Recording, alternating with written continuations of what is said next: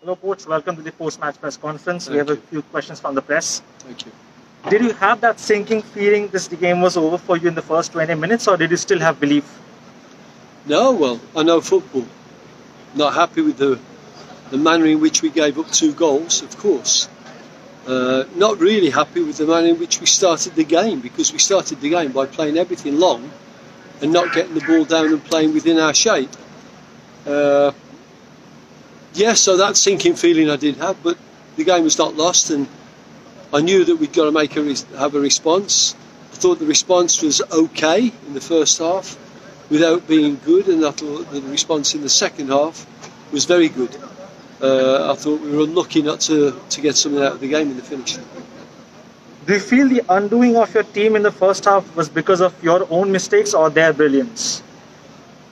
Well, certainly the goals came from our mistakes. And, I don't think that we were in a lot of trouble apart from that. And I think that they thought at 2-0, well, this could be over now. So it was an even game for the rest of the half. Possession, we played a little bit better. They wanted to play, but they didn't get into those really dangerous situations that they wanted to. In fact, it was probably in the second half we played good football, got into dangerous situations, and they only really should have maybe wrapped the game up at the finish when we were pouring people forward looking for that second goal. So you do that because you leave yourself open at the back, and but because we did that, we could counter press better, and that was something that we wanted to do. And at half time we spoke about that. We spoke about playing balls into the 3 forwards that we played in the second half. The full-backs were going to gamble a bit and go higher, and I think we had a good 45 minutes football, but I can't be happy with the performance because we're just not doing those things that win games of football. Because of the suspension to Jacob, you had to change the system again. Yeah. Is Gaurav Bora struggling to adapt to such changes in his position now and then? No, I think what's happening with Bora is that he had an outstanding game last time out, and as a young player, sometimes coping with success is as difficult as coping with failure. And I think what he did, he was worrying through the game about not living up to his star billing last week. And I spoke about that. I spoke about that with him. And I said, don't worry, because I'll stick with you. Now, I think he started to realise that in the second half. That was strong. After making the mistakes he made in the first half, it was a strong character that played in the second half. But I hope in the future he doesn't need that sort of mistake to spur him on. Gaurav and Shubham are suspended for the next game. How difficult will it be for you to rework your system going into the next match? Yeah, I think everybody's going to be affected by this at some time, you know. But most teams now, as the yellow cards start to accumulate, they'll get. We have to go to an already quite thin squad, but everybody that comes in, they give their all. Whether or not they're experienced enough is another thing, but they give their all. And I think we can tweak the way we play slightly, but I don't think we're going to be making massive changes to try and find a whole new way of playing. Why did Diego not start, considering he's been your best player for the recent past?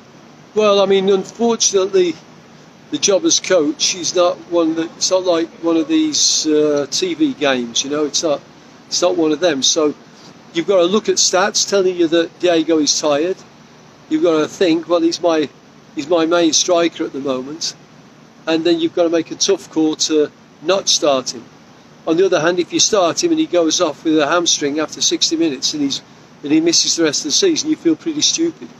So long conversations with Diego, long conversations with the sports science department, and also throwing Marcelinho back into the fray and giving him 45 minutes. So I'm sure he'll feel better about that. And Diego came in fresh, and arguably because he was fresh, he got himself another goal. You gave Marcelino a chance, but now having seen what he can do, would it be fair to say that this was the last game under you? No, it wouldn't be fair. It'd be vastly unfair to say that, because I've had a player that has worked very, very hard. He's not been fit. He's not been ready to play, and he's worked very, very hard. He got a chance tonight, and he got 45 minutes, and we discussed that before the game. And he did the best he could do on the back of us giving away 2 goals. So we didn't play as well as we did the second half and the first half.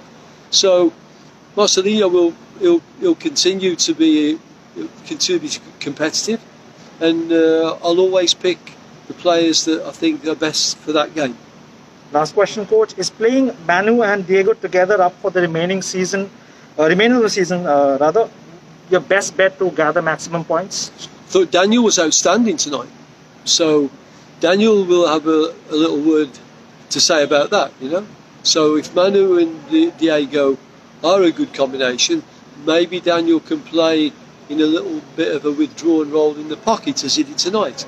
On the other hand, if he plays with Diego or Manu, he can play as a 9.5, buzzing around them, you know, which he showed in the last few games. So I think Daniel has come on leaps and bounds, and I think he's not far from being an excellent addition to our squad.